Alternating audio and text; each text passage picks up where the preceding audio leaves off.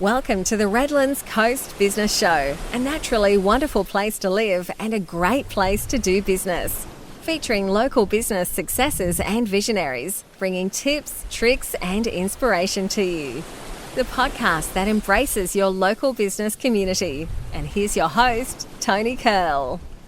Hey there, and welcome to the launch episode of the Redlands Coast Business Show. This is a podcast dedicated to supporting the local businesses that call Redlands City home.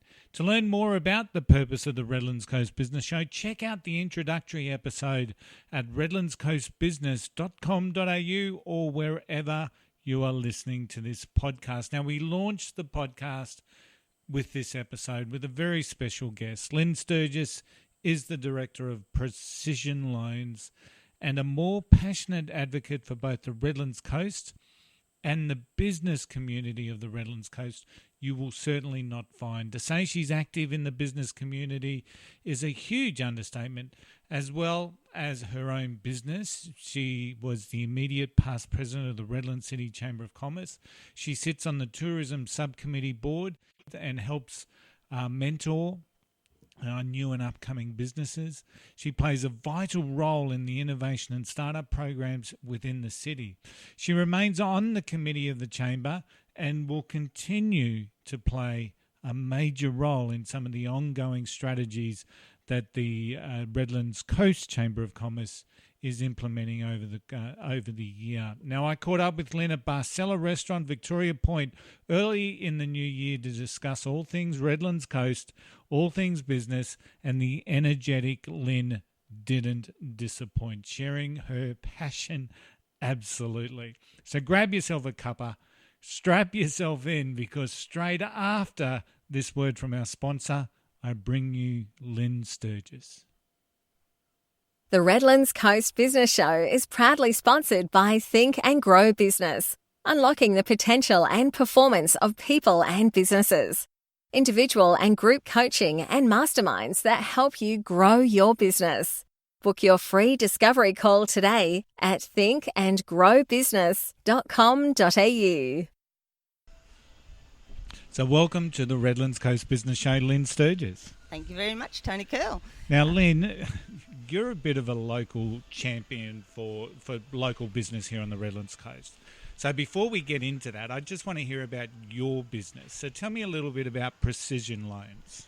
Okay, Precision Loans is a fully licensed finance mortgage services. So basically I do everything from car loans to home loans to business lending, commercial lending, self-managed super funds. So it's really a business that's designed to look after a person's financial lending needs from when they're young to when they're old. Okay. And how long have you been in operation? Oh, that's an interesting question because I've morphed a few times. I've been lending for over 35 years. Wow. So, yeah, a long time. Yeah.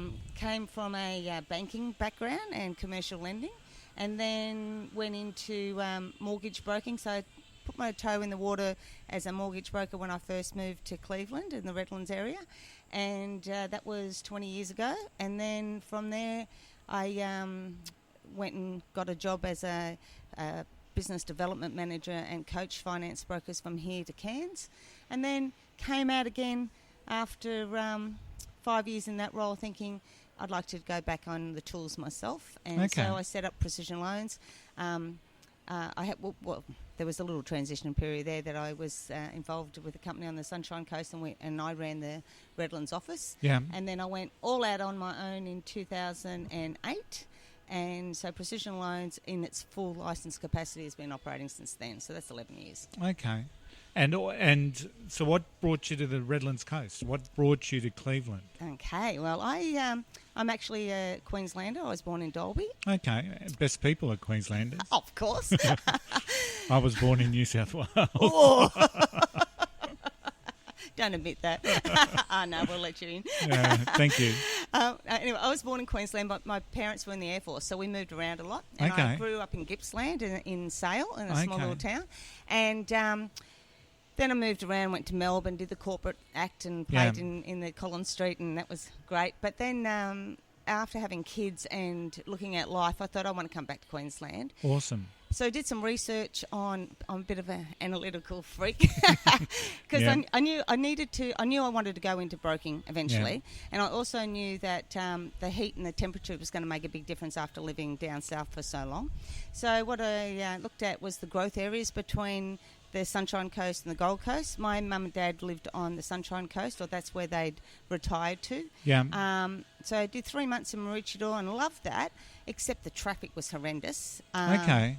And then, so my ex-husband and I looked at where was was in the fire brigade, so we looked at where was the most logical place that still had a country feel, had the potential for growth and development, had a community feel, and so we were driving around and we went to Cleveland, we had coffee. Yeah.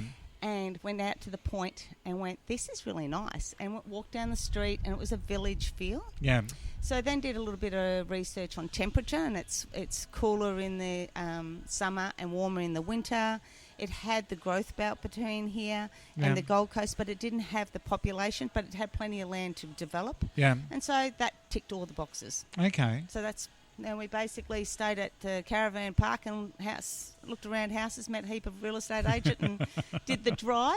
Bought in Thornlands first, and there's a local real estate agent guy by the name of Trevor Hessen, and he said to me, you need to live at Victoria Point. There's this little street called Macadamia Street. Okay. This is the place that you want to be. Yeah. And we drove down there. It was too expensive, but I thought, I really like that. Yeah. And it stuck in my head.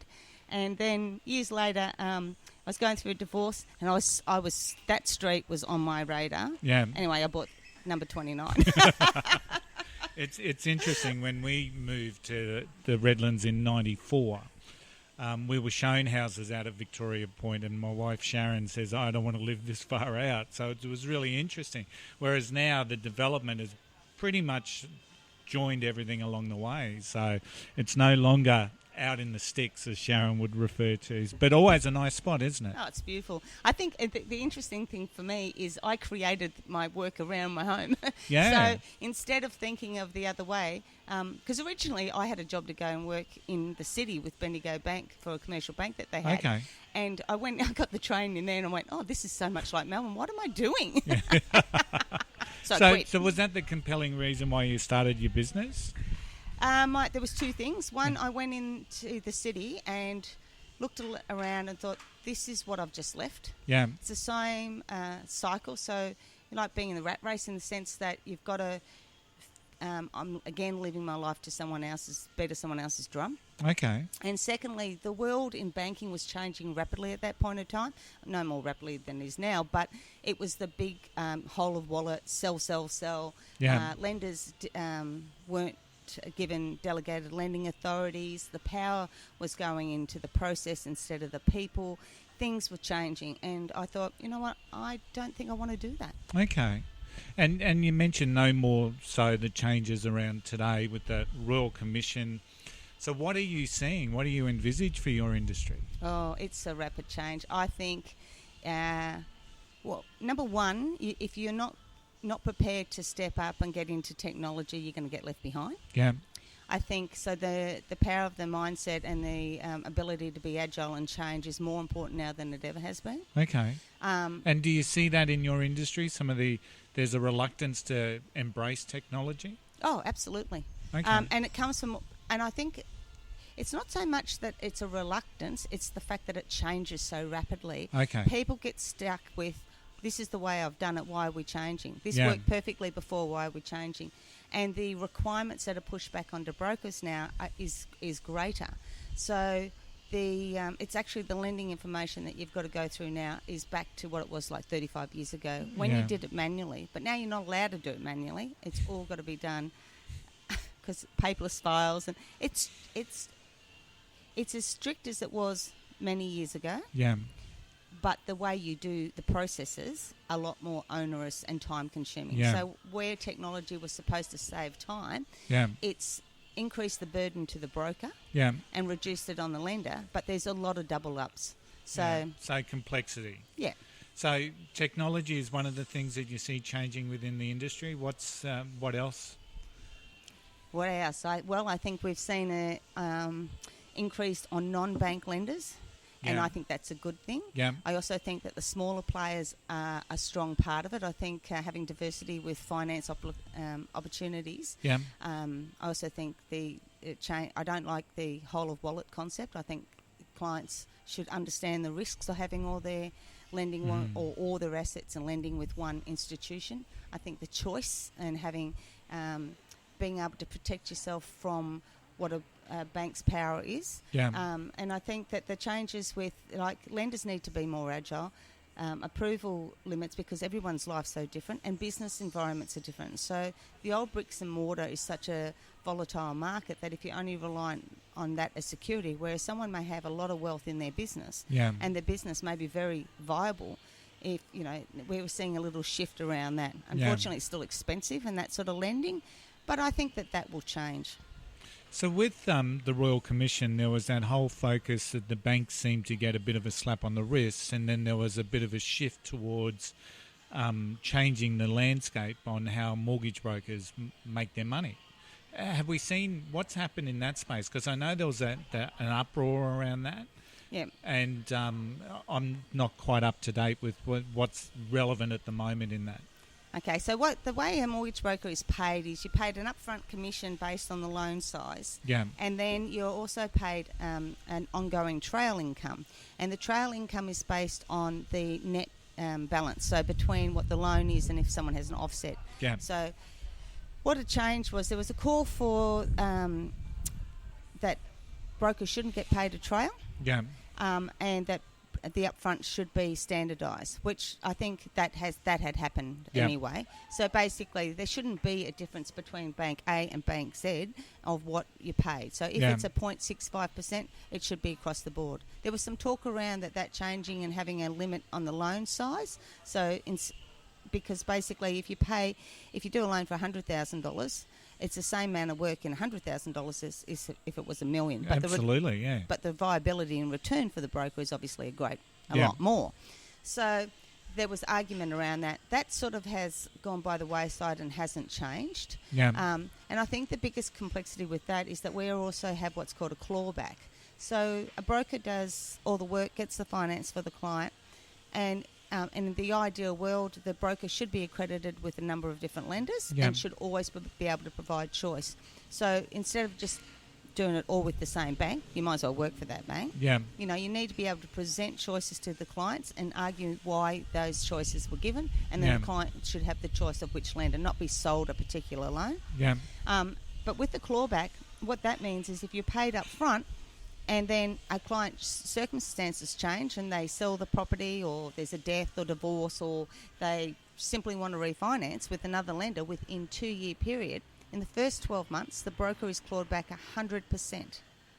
So they basically don't get paid for the work that they did, and they would be out of pocket, because if you're paying staff and processes and all software and everything else, the accreditations, your licensing, your insurance, is quite onerous. Your overheads are quite high in terms of what you have to do for a minimum startup.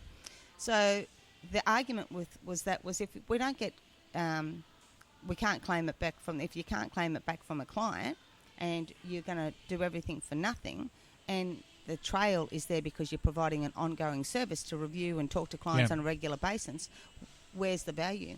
So I think what came out of that was most of the breaches weren't actually finance brokers. The Royal Commission was all about the banks. And that's why I found it quite amusing, being outside the industry, thinking that the finance brokers were the ones that were being penalised for a lot of the stuff that it would seem that the banks were doing incorrectly. Oh, I have seen numerous examples where I've said to somebody, you don't qualify based on da-da-da-da, and then they've come back to me and said, oh, it's all right, we got it with the bank direct. Wow. And I go, which bank? And then you find out it was the bank that had said, no, it doesn't qualify, and then all of a sudden they have no children or something random like that. So, I don't think, I'm not saying the bank people were dishonest, but I think some people can get very savvy around how to make it work for them. Yeah. And in so many ways, it seemed like that proposal was actually going to reduce competition as opposed to have a competitive environment, which is what we seem to have with the mortgage brokers. Well, it's gone back to, that has been supported that mortgage brokers do Yep. add value. We do write the majority of the loans Yep. anyway, so it's getting up to like 65% Yeah. of loans written through mortgage brokers. And I don't believe that for all the brokers that I know, and I know a lot through my years as being a business development manager, but also through the local industry and Yeah. keeping in contact, people are doing it for the right reasons. They're not Yeah. out there trying to make money. I mean, with the clawback and so forth, if you were only in this for the short term, you wouldn't be very Yeah. successful. It takes a long time to build the business. Yeah. So from the brokers that I know, they've all come from the right place and we're doing the right thing from the clients. Excellent. So speaking about business, has there ever been any time with Precision Loans that you felt like you were failing? Oh, definitely. The biggest ones were around being able to deliver what you were used to delivering to a client in terms of service. And when the changes happen with the Royal Commission, there's two periods that stand to mind. One is the GFC. There was a big change when that happened, and that was more around the public feeling around brokers, feeling about financial sustainability, what was their future going to look like, and the ability to get credit. That was Yeah. a really tough time because some lenders pulled out of the market. Because the lenders were changing their processes and their policy, there was a lot of delays in getting things done, which is the same as what happened with the Royal Banking Commission. When they started getting slapped around and there was changes, the lenders themselves didn't know what their processes were. So instead of having a 5-day turnaround, Okay. it would be 15 days turnaround. Yeah. People going, can we do it or can't we do it? And overreacting to their changes because Yeah. they weren't sure what they could and couldn't do. Yeah. So it was very frustrating, and you felt like you weren't delivering on, on the intention of providing the best service that you could, but was outside your control. Yeah. There's a bit of that going on now, especially in the Christmas periods and things like that. It's really hard to, you say, look, it says 7 days turnaround, we'll have this done in 7 days, and then they Yeah. kept moving the goalposts, and that's hard. The other thing I found as a challenge is recruiting new brokers and training. Okay. Because of the rapid changes, I found that trying to build a team of people that had the same work ethic and same mindset that I had was very difficult. Yeah. And a lot of people thought that if you go in to be a finance broker, you're going to get rich quick. Because they go, trail income, I'm going to be rich. Well, trail takes you a good 5 years before you've built it up. Yeah. And the clawback can pull you down as quick as you start. I've worked with some people starting up finance broking businesses, and the stars in their eyes are suddenly removed as they start to face the reality of the relationship building, the long-term strategies around it. I certainly agree with that. Just even getting your accreditations, like you've got to write, before you can even write a loan with a bank, you've got to go through the accreditation process and the valuation changes, and it's constant learning. You never stop learning. Yeah. So if you're not prepared for that, and to get accreditations with 35 different lenders, that takes a long time. I can imagine, because at all, like, there's no consistent. Here's the one online platform for you. Everyone's got their own. Everyone's different, and even when you use an aggregator software, Yeah. that changes all the time too. So I think the idea that this is easy, Yeah. It's certainly not. Let's talk a little bit about the Redlands Coast, shall we? I know that you are absolutely passionate about local business, and in a world that seemingly is saying global, it's there's lone voices or small minority of voices saying village, community. Why is your passion around local business, why is that important for you? I believe in the local economy, and I believe in the village mindset because, one, it's self-sustainable. We create our own environment and our own ecosystem. Yeah. When we give that up, we haven't got the control of what services we've got on hand. Yeah. And whilst I think the global, the access online, being able to buy things from overseas is all great, but where's that money going? Does that money build our roads, provide us with hospitals? Does it provide us with aged care facilities, schools? Yeah. It doesn't. That money stays in the country where you're spending it. And, I'm a big believer in helping other people and helping the world overall, but I don't think you need to do it all with the way you spend, Yeah. and also the environment. If we don't look after our own backyard, then we won't have it. Yeah. If we don't visit restaurants, if we don't go to places like RPAC, if we don't go to our local galleries, if we don't use the ferry services or the bus services, then as soon as something becomes not viable, it goes. Yeah. Nobody can. A restaurant can't stay open Yeah. for someone who only visits it once a year. Absolutely, and I just want to make mention we're sitting here at Barcella Restaurant at Victoria Point, so very much a strong supporter of local business. So, but if you do hear some noise in the background, it's just people enjoying the wonderful coffee that they produce here. And they do make a great coffee, and they also know you by name when you come here regularly, and that's a benefit. That's what you get when you support a local business. It's not someone's business; it's a friend's business. Yeah. You become friends and you feel like you're at home. It's not just about the economics of it. It's about the feeling. You create. When I've done different research on the importance of community in the background, it comes down to crime rates as well. It comes down to safety and security. Like, I'm a volunteer with Meals on Wheels, and I look at that because I think, geez, when I'm that age, I hope someone comes and visits me. You get beautiful stories. It makes you feel good. You feel positive. You don't feel alone. Yeah. Whereas if you are isolated and live behind a screen, there's so many things. There's nobody to pop in with for a cup of tea online. You might be talking to them, chatting on Facebook or whatever, and feel part of a global community. Yeah. But where are they? They can't come over for, if you break your leg, who's going to come and take you to the doctors? Yeah, I remember you guys supporting one another, caring. That's it. You don't get that online. You get that from building relationships. And it was an interesting post that I saw the other day about building relationships, and people say business relationships. And I so agree that it's not the business. You don't get the business because you know someone. You build a relationship, and then you get business from that. But you also get all the benefits of the friendship, the different conversations. You just have a whole network of people from different areas that you can draw on for different things in your life. Absolutely, and on the Redlands Coast, or Redlands City as it's like formally known, I guess, there's a bit of a general consensus that you'd probably agree with, that where some people have pigeonholed us as like a commuter suburb, for want of another word, for Brisbane, Logan and the Gold Coast, and that a vast majority of our people leave the Redlands each and every day to go work somewhere else. And to me, part of that whole process of creating a vibrant community that looks after itself and is strong is about reducing that churn on our roads and people leaving us.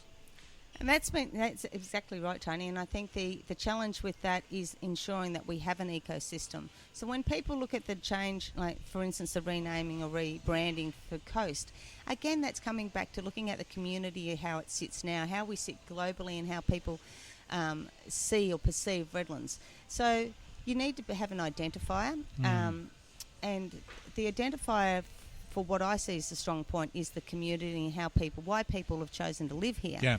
So if you want to live and work in the same place, then it needs to be appealing, but it needs to be sustainable. Yeah. So you need having the balance. It's like any business. If you only have one client, you have a huge risk. Yeah. If you create a business and then it grows, or you're working for a business in town and it then branches out and it grows, then often they will let you work from home, and then you can service the customers in your local area. But you've got to build that area. So there's a lot of businesses in terms of banks now where they have their staff working from home. Yeah. And that's a good thing, especially if they're working from home in the Redlands. If we've got a strong connectivity in a digital age where people can work exactly the same as if they were in an office environment, but they're working from home, then they're spending their money in the Redlands, they're going to the local coffee shops, they're shopping locally, then reducing the impact on the environment through roads and transport.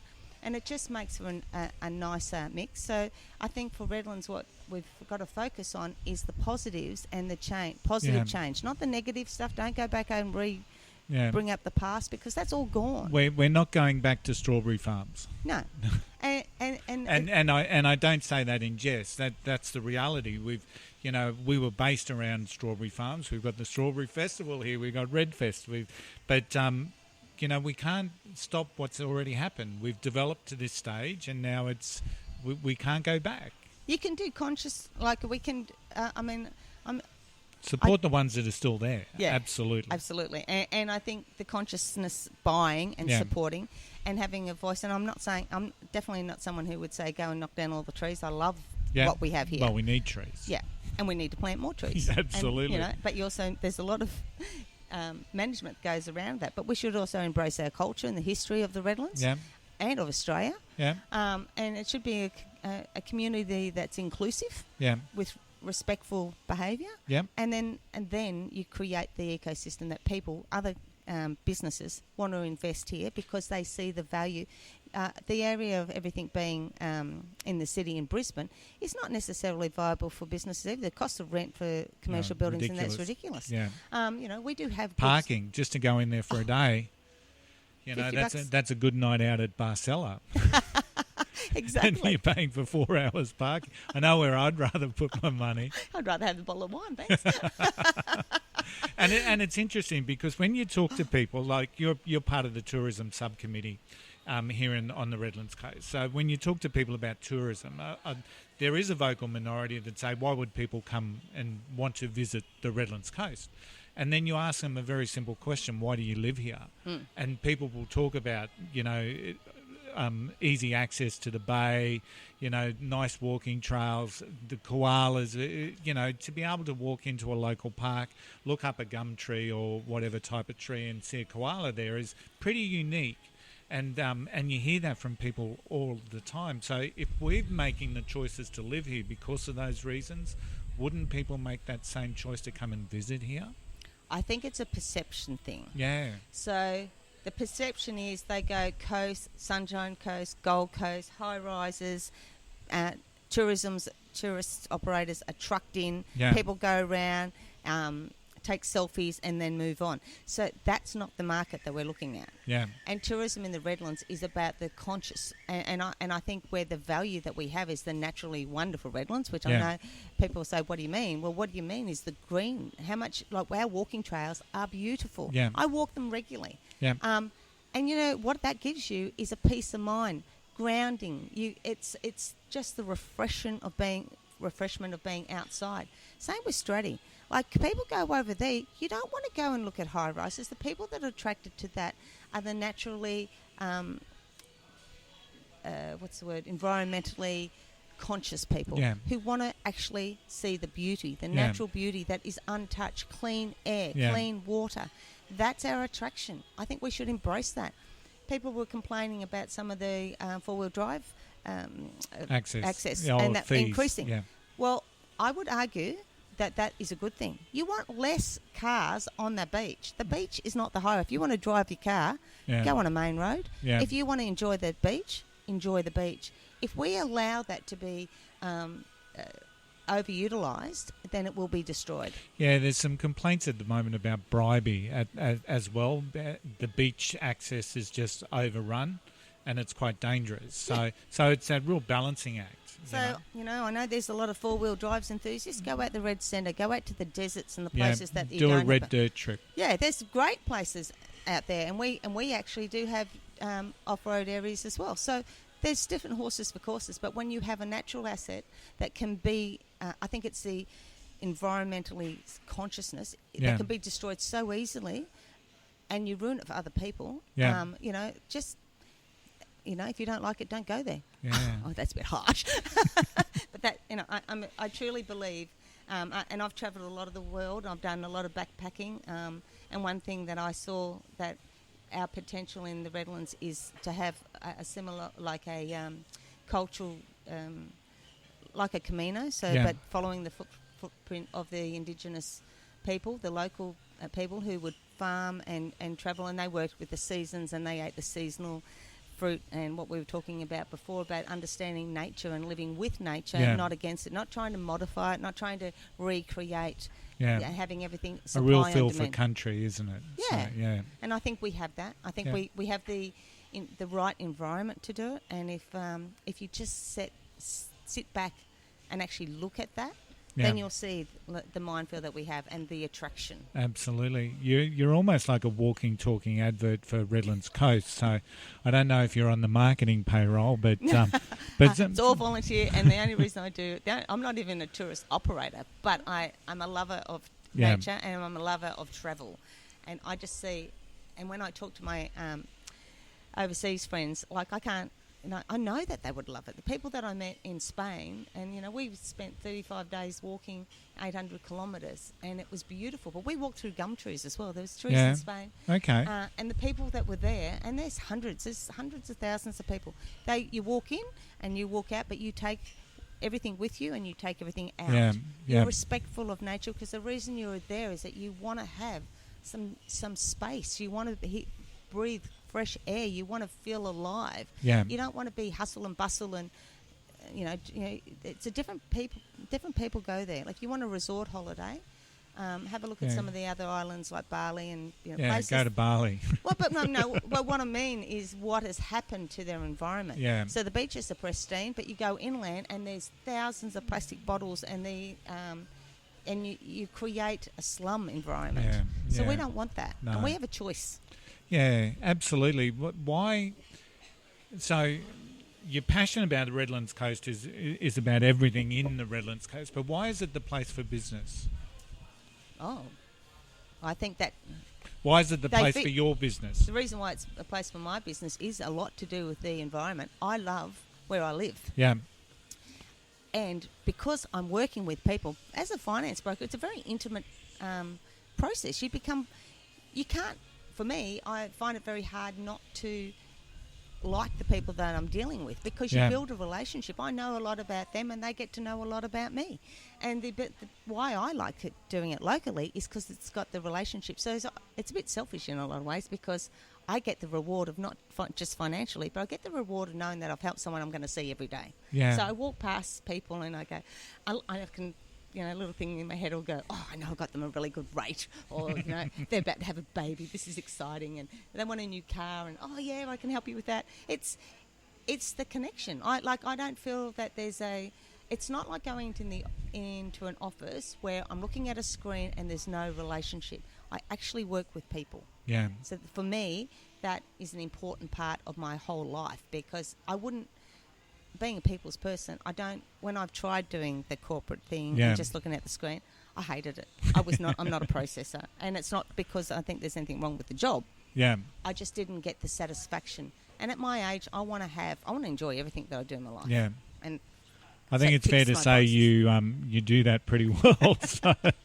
So it's a good place for your business. Why is it a good place for anyone's business? I think if you tap into that mindset and you tap into the energy of being satisfied in what you do, you won't feel like you're working as hard as you actually are. You'll enjoy more of it. And if you're happy, your whole family's happy. Yeah. It's an important thing. Happiness is something that comes from within. Yeah. And I believe people say, I hate my boss, I hate this and that. Well, that's a choice too. Yeah. And you can make your life a misery. Absolutely. And we see it so often with people, unfortunately. They talk themselves into hate or toxic relationships, or not leaving a toxic relationship, whether it's with your boss or your partner. So absolutely, it's a choice. So that's cool. I mean, we can go, and I believe in physical exercise. Like, there's so many places here to go for a walk. And it's the best place. Yeah. Best place. And we're getting more walking paths and bike paths and things like that, which are off the road, and it's clean air compared to the city. I'd hate to ride a bush bike in the city. and you can't even get a decent walk up in the city, because you've got to stop at every light to push the button and wait for the green man to come up. And it's good coffee when you've done your exercise. Absolutely. So in a perfect world, Lynne, what would be on your wish list to support the growth of business on the coast? Okay. On the coast. Didn't that sound good? It does sound good. It does sound good. And again, I think, like, I've had people say to me, the coast, but there's not much beach, but there's a lot of bay. Yeah. And there's a lot of clean water, and I swim quite regularly right down at Vicky Point. Well, you look at those things that are now happening along Raby Bay. You've got stand-up paddleboard hire. You've got all these things, kayaking. They've got pedal boats down there now. Yeah. It's so we've got cool. them in Coochie too. I paddle over to Coochie. I've got a couple of kayaks, and I paddle over to Coochie. Yeah. And I've paddled to Russell Island and camped on Russell Island and paddled home the next day. Yeah. We've got a lot of great things to look at. You've got to look in your own backyard. Absolutely. I can't get over how many people say to me, I haven't been to Strutty. Oh, locally, it's incredible. I know, it's insane. So well, back to the in a perfect question. world, in the Perfect Redlands, world. we would have an environment where there were the jobs created in the, like a future environment where jobs are created in the Redlands, where people who work in the industries that are developing, which is there's a lot of tourism. You've got the retail. Retail is struggling, but again, that comes down to the service. So people are connected, and you get served by someone who's actually happy to see you or remembers your name. You're going to go back again. Yeah. I mean, I know I'm a big supporter of a lot of local businesses, and it's the relationship that pulls me in that door, not the price. Yeah. And they're not more expensive than online either. Yeah. It's really just walking in there saying g'day to someone. Yeah. And when someone says hello, Lynne, or just the smile, it's the energy that you get. Yeah. So in a perfect world that we will create is that from our toddlers to our elderly will think the same way. They'll be proud and present as a Redlands Coast resident. Yeah. So we're identified, and the difference will be in the feeling that people go when they meet someone from the Redlands, they go, that was a nice person. Yeah. And it's the mindset. So in a perfect world, I think that our ecosystem will develop with the right leaders. Yeah.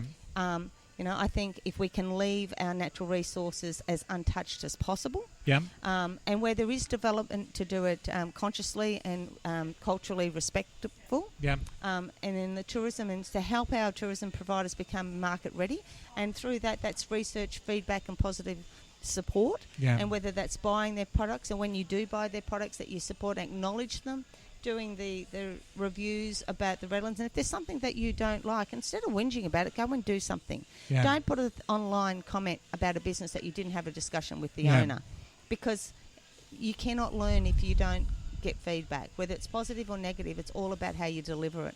And if you want to having the mindset that you want to help somebody is such a greater, more powerful position than coming from being a victim mentality. Yeah, absolutely.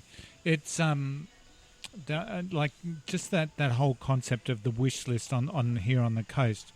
To me, and once again, this is some of your words coming back at you. So I clearly remember you talking about that we can choose to live anywhere in the world, and we can choose to do business anywhere in the world. So why not live where you want to live, and you can still service the world? So I guess from my aspect, that wish list of connectivity, better connectivity, to be able to attract more people to come and live in a beautiful place that is the Redlands Coast, and to be able to transact business not just locally but globally if that's their business model. Exactly, and there's a lot of and that's not just small businesses. Bringing some of the larger businesses out here, for instance, it could be a financial institution, it could be the hospitals and the training environments. Like people say we need a university. Well, the universities have changed. Yeah. The universities of the world are online. Connectivity is the key. And also with universities, there's also this push that's happening for people actually questioning, do I need to go to a university? So. Yeah.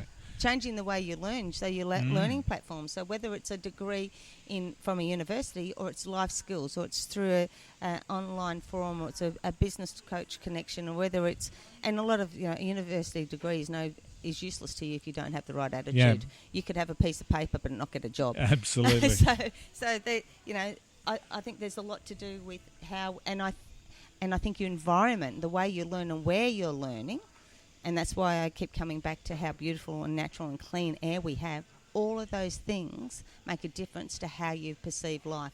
When studies around depression and people feeling isolated, so much screen time or online, and then there's more people suffering from mental health issues because of that, because they're not connected, and that's where the power of and they're comparing themselves with others, and it just becomes this downward spiral for so many people.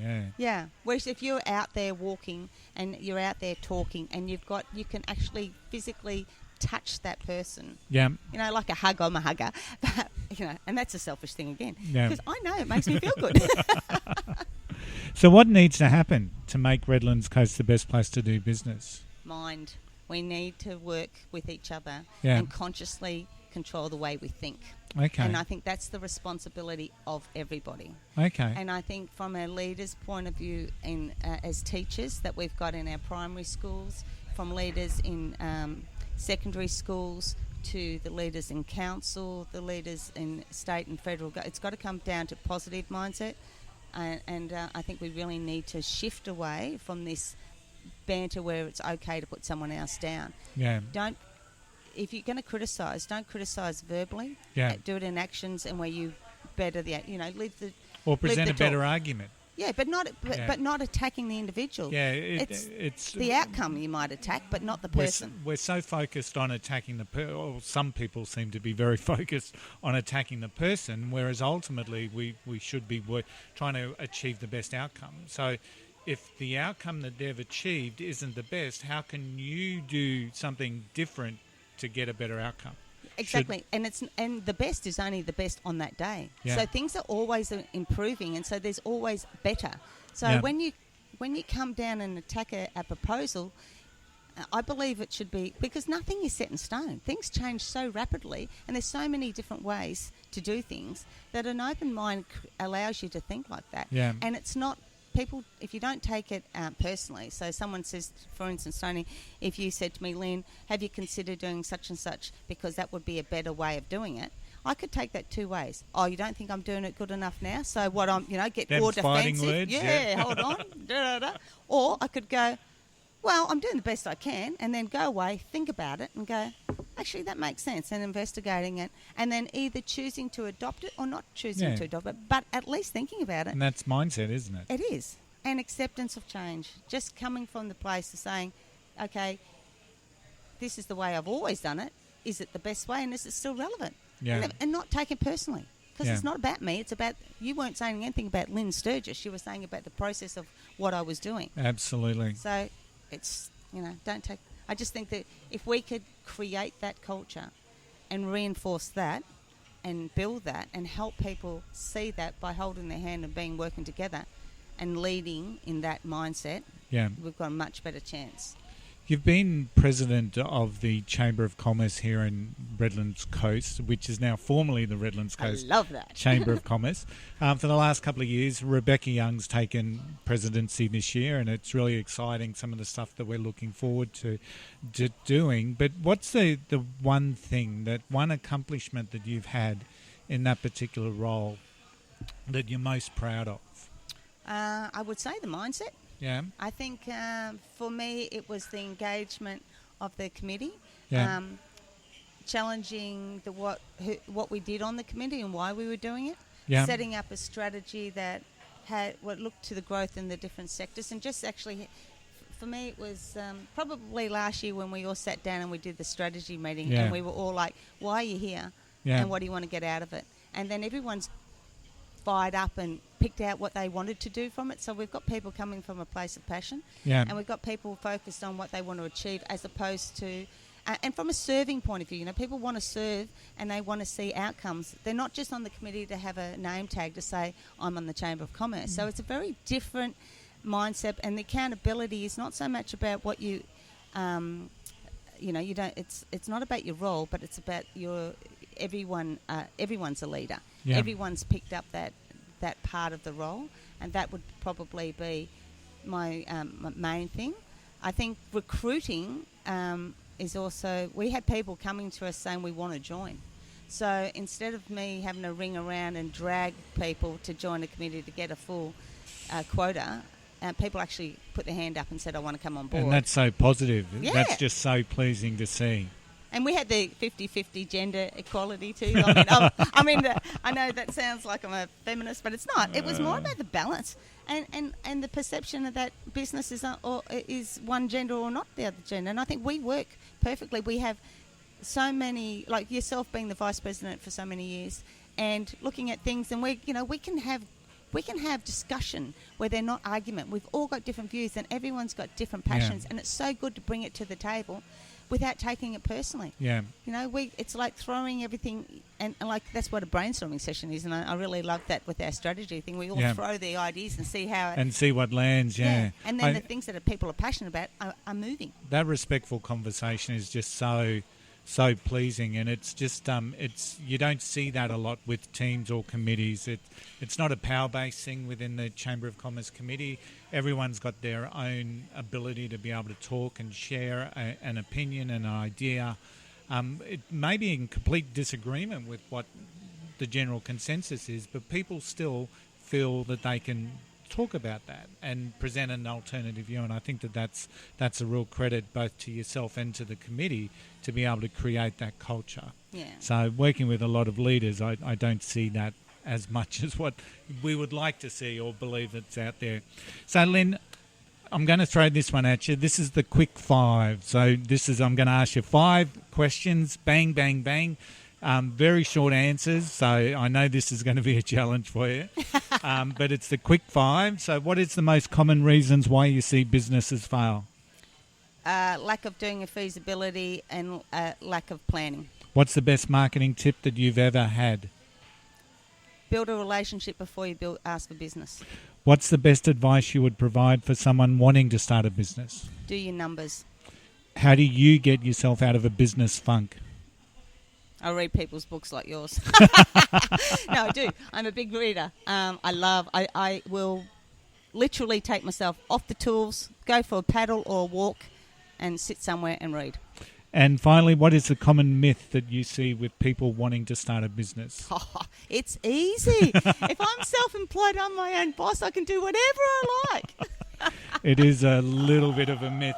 Lynne, it's been an absolute pleasure chatting with you today. Just one last thing, I guess, is for yourself, what's the vision for you and your business moving forward?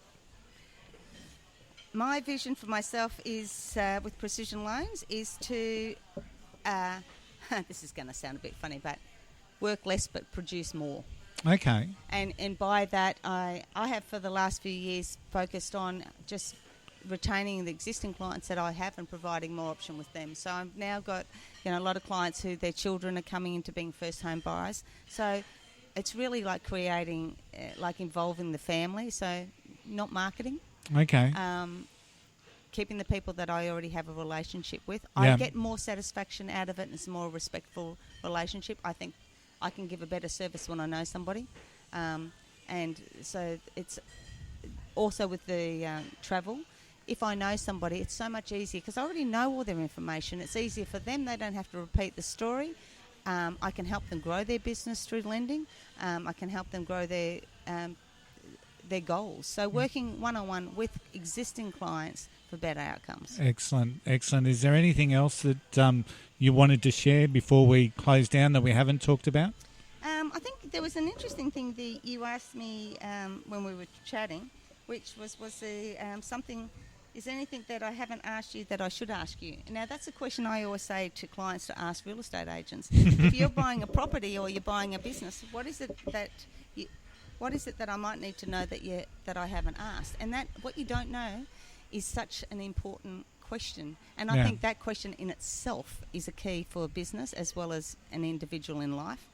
But when it comes down to businesses, that question always makes me think about who's responsible for your success. And this again is a mindset. Yeah. Who's and success? And I'm talking personally, financially, health, business, all aspects. Success is such a rounded thing. It's not usually in just one area. And I think when people take ownership of their own success, the sky's the limit. Excellent. That's a really good final comment. That's awesome.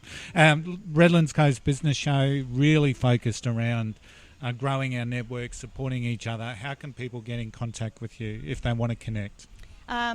For Precision Loans, are you talking for Redlands? Just Lynne Sturgis. I've got no doubt that some people will, listening to this, will want to make contact or get on your mailing list or follow you on socials. So www.precisionloans.com.au or Lynne Sturgis at precisionloans.com.au, or my mobile number is 0422 615 413. I'm also on Facebook, which is just Precision Loans Finance Designed for You. There's another one that says Precision Loans Proprietary Limited, but that's a Facebook thing. So I mean, they're just trying to make me look big. Yeah. But I'm just real.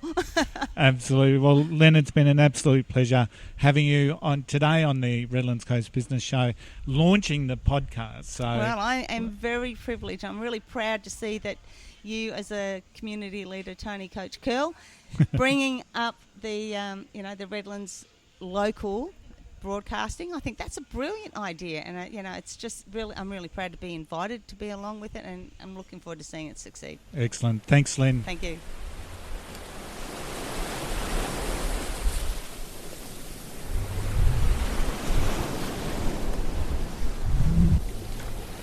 Drawing from over 30 years of experience in growing and developing business, it's now time for Tony's 2 cents. It's Tony's 2 cents. During the Fast 5 questions, Lynne shared her marketing tip, and it was all about building relationships before asking for the sale, and how true and how right she is. And what it made me do, it made me recall some of those horrendous attempts that I had when I first started networking. Hi, I'm a leadership coach. Want to buy some development? It wasn't necessarily that bad, but I cringe because it certainly wasn't great. When you offer a professional service, it's important to understand that people need to trust you before they'll undertake or test your service, generally. Now, that trust gets built from connecting with others, learning about them, and caring about them. And I believe John Maxwell is the one that says people don't care how much you know until they know how much you care. So people don't care how much you know until they know how much you care. So as you build your network and as you build your business, hold those words close to your heart, and that will help you build the trust and connection and sustainable relationships that we all need in business. And that's Tony's 2 cents. Hey, thanks for tuning in to this launch episode of the Redlands Coast Business Show. I hope you liked it. I hope you found it valuable, and I hope that you took away some of the actionables that will help you in your business journey. If you would like to be a guest on the podcast or know someone who would be a great guest, simply head to redlandscoastbusiness.com.au and connect with us there. Don't forget to subscribe to be notified of our next episodes when they come up. We aim to be weekly. We aim to be Tuesday morning, 6:30. The episode will drop. That's our aim. And you'll catch up with us then. But don't forget to subscribe, like, share, and if you really loved it, geez, we love those 5-star reviews. But catch us next week when we'll chat with another great Redlands Coast business. This is Tony Curl, and I'll see you then. Thanks for listening to this episode of the Redlands Coast Business Show. We hope you found it a valuable resource for you and your business journey. Tune in next time for more local business stories. We'll see you then.